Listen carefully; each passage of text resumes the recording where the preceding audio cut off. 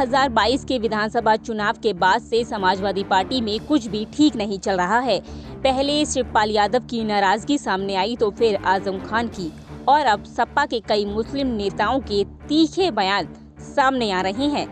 सपा गठबंधन में शामिल आरएलडी के बड़े नेता और प्रदेश अध्यक्ष डॉक्टर मसूद अहमद ने इसकी शुरुआत की थी। नेताओं के बयान के बाद से ये सवाल उठने लगे हैं कि क्या मुसलमान समाजवादी पार्टी का साथ छोड़ रहे हैं। अगर मुसलमानों का वोट बैंक समाजवादी पार्टी के हाथ से फिसलता है तो किस पार्टी को इसका फायदा होगा। यही नहीं, मायावती के प्लान एम की चर्चा शुरू हो गई है। पहले जानते हैं कि आखिर मायावती का प्लान एम क्या है। विधानसभा चुनाव में मिली हार के बाद से बहुजन समाज पार्टी की प्रमुख मायावती ने मुसलमान वोटर से नाराजगी जाहिर की थी। कहा था कि अगर मुसलमान सपा की बजाय बसपा का साथ देते तो बीजेपी को हराया जा सकता था, और अगर अब भी मुसलमान सतर्क हो जाएं तो बीजेपी को हराया जा सकता है। इसके लिए मायावती ने प्लान एम यानी प्लान मुसलमान बनाया है। मायावती का फोकस है कि साल 2024 तक मुसलमान वोटर्स पूरी तरह से बसपा के साथ जुड़ जाएं। इसमें एक सवाल ये भी है कि आखिर मुसलमानों को सपा से क्यों नाराजगी है। पहली वजह जो सामने आती है वो है कि मुसलमानों के समर्थन में नहीं बोल रहे हैं अखिलेश यादव। दूसरी बार प्रचंड बहुमत से चुनाव जीतने के बाद मुख्यमंत्री योगी आदित्यनाथ ने अपराधियों और बदमाशों के घरों को और संपत्तियों पर बिल्डोजर चलवाना शुरू कर दिया है। ऐसा कहा जा रहा है कि इसमें ज्यादातर संपत्ति मुसलमानों की है। मुस्लिम वर्ग का कहना है कि इस कार्रवाई के खिलाफ अखिलेश यादव कोई आवाज नहीं उठा रहे हैं।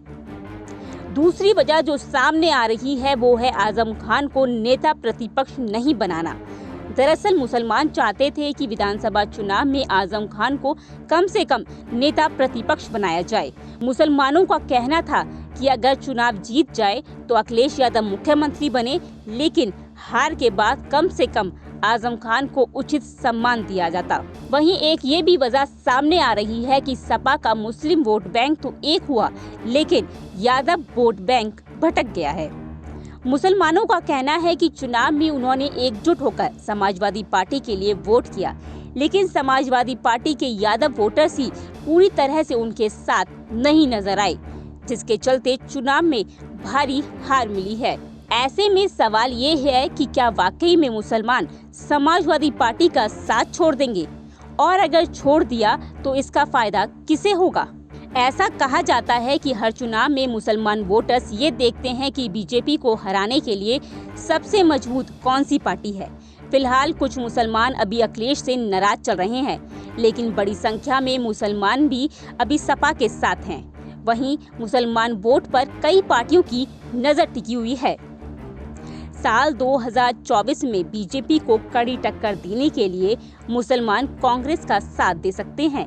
इसके अलावा AIMIM प्रमुख ओवैसी भी लगातार मुसलमानों को एकजुट करने की कोशिश कर रहे हैं, तो ऐसा हो सकता है कि मुसलमान ओवैसी के साथ चले जाएं।